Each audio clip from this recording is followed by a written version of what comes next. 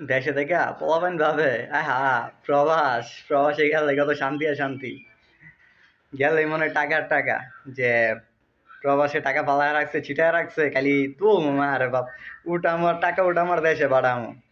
না রে ভাই, বিদেশ আসলেই বুঝবি আহা প্রবাস কত শান্তির। না টাকা আছে, প্রবাসে টাকা আছে। যদি আপনি আসছেন প্রবাসে, নিয়ত করে আসতে হবে একটাই।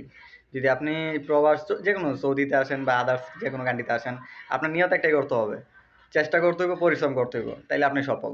আপনার কেউ টাকাইতে পারবো না, কিন্তু আপনার এখানে প্রচুর পরিমাণ চেষ্টা করতে হবে, কষ্ট করতে হবে, তাইলে আপনি সফল। এখানে টাকা ভাই ফালা রাখছেন না, অনেক কষ্ট করে টাকা ইনকাম করে। আর দালালের কথা কি কমো, দালাল তো কয়, আহা বিদেশ ৬০,০০০, ১,০০,০০০, ৯০,০০০, ৮০,০০০ টাকা বেতন দিমু, যাইবা খাইবা ঘুমাইবা ৮ ঘন্টা ডিউটি করবা চিল। কিন্তু না রে ভাই, এখানে আসো, আসলেই বুঝতে পারবা যে নিয়মকানুন কতটা ভিন্ন। যেদিন তুমি প্লেনে উঠবা তখন থেকেই তোমার ফিল করা শুরু করবা। আর যেদিন থেকে ওই যে কান্ট্রিতে কাজ করতে যাবা ওয়ার্ক পারমিট ভিসা নিয়ে, ওই দেশে যেদিন পা রাখবা সেদিনই বুঝতে পারবা যে বিদেশে কি, বিদেশটা কি। দেশটাকে তো ভাবি দেশটা ত্যাগ করলে মনে হয় শান্তি আর শান্তি, অনেক টাকা ইনকাম করতে পারবো। দেশটা, দেশ থেকে বার হয়ে গেলেই মনে হয় কত ভালো হইব। কিন্তু না ভাই, বিদেশ, বিদেশ কি কম, বিদেশ অনেক কষ্টের। কিন্তু যার কপাল ভালো, যে ভালো জায়গা আছে, ভালো পজিশনে আছে, যে ঢুকতে পারে, যদি আল্লাহর রহমত, এটা হলো মুসিবত, কপাল।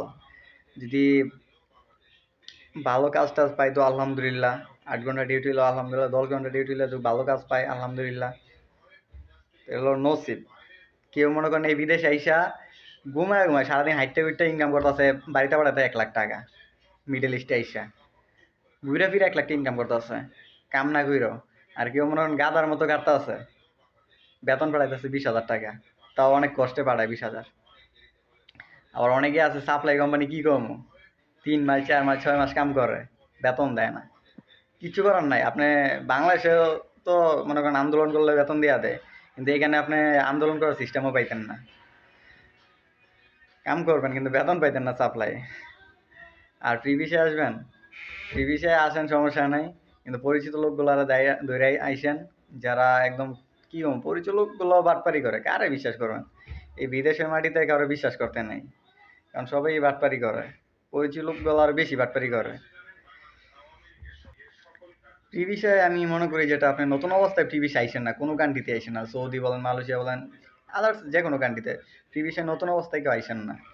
আপনি পুরান হন, পুরান থাকলে আপনি কাজ কাম করতে পারবেন, ভাষা জানতে পারবেন, সব কিছু। মেইন বাংলাদেশে একটাই সমস্যা, বেশিরভাগ ভাষাটা। এই ভাষাটার জন্য অনেক কষ্ট করতে হয় সব, প্রত্যেকটা দেশেই। এমন একটা দেশে জন্মাইছি যে ভাষা অন্য অন্য কোনো কান্ট্রিতে চলে না। এটার জন্য যে কতটা ঝামেলা পোহাইতে হয়, আপনি খালি বাংলাদেশ, তাই বাংলাদেশটা একটু ছাইড়া দেখেন, বুঝতে পারবেন। আর ফ্রি ভিসায় যারা আসবেন তাদের একটাই কথাই বলবো, ভাই ফ্রি ভিসা একটা ঝামেলা বলতে, ফ্রি ভিসা আপনি টাকা ইনকাম করতে পারবেন প্রচুর, কিন্তু রাখতে পারবেন না।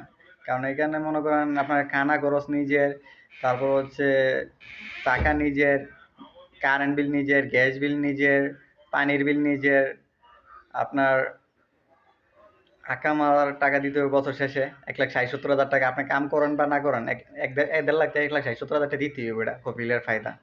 তো এটা একটা প্যারা। আমি মনে করি কোম্পানি বিষয় যদি একটা ভালো একটা বিষয় পান, আপনি মানে ১.৫ লাখ টাকা পাইলো, সরি ১.৫ লাখ টাকা না, ওইখানে যদি আপনি ৬০,৭০,০০০, ৮০,০০০ টাকা, ৬০,৭০,০০০ টাকা পান আলহামদুলিল্লাহ, ৫০,০০০ টাকা পাইলো আলহামদুলিল্লাহ। তাই নতুন যারা, তারা আমার মনে হয় ডিরেক্ট কোম্পানিতে, ভালো একটা কোম্পানি দেখে ডিরেক্ট কোম্পানিতে আসলেই ভালো। আর দালালদের কথা কি কম, ওরা তো কি কম, ওরা পারতাছি না গালি দিতে। আচ্ছা যাই হোক, ভালো থাকবেন, আল্লাহ হাফেজ, দোয়া করবেন।